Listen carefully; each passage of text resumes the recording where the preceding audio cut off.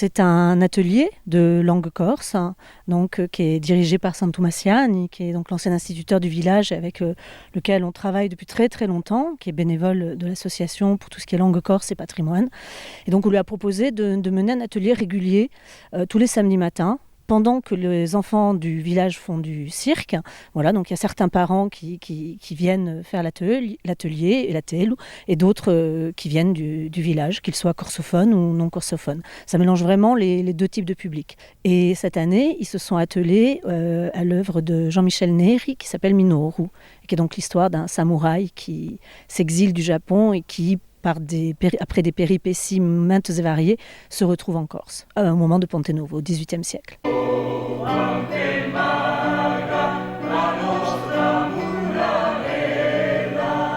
Nous avons choisi d'utiliser la technique du kamishibai, qui est donc une technique japonaise traditionnelle, qui est basée sur un défilé d'images. Ces images, donc, au Japon, sont défilées en étant comptées par le compteur qui se tient à côté.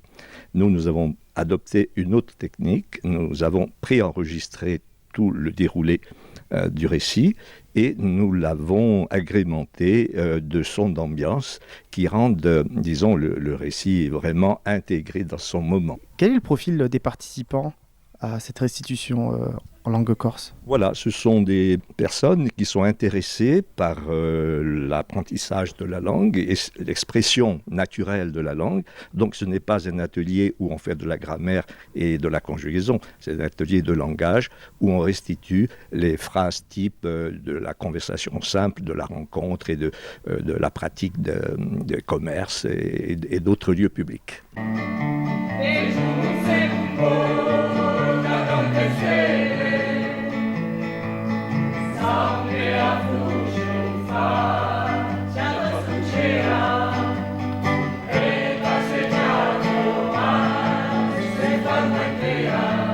Qu'est-ce que vous apporte cette activité tout au long de l'année? Déjà une connaissance du Corse, différente, ancienne et actuelle, parce qu'on a vu aussi la Sardaigne, on a fait la version corse, enfin l'explication en corse, donc des choses modernes et moins modernes et plus anciennes, et puis ça crée des liens, ça crée des liens sociaux, quoi, en fait. Et ça, c'est important. De nos jours, c'est important. En tout cas, c'est un grand bonheur pour nous parce que c'est le fruit d'un an de travail et de montrer ce qu'on a réalisé, de chanter devant les gens. Voilà, c'est un grand bonheur après atelier théâtral peut-être. Vous êtes ici depuis quand ?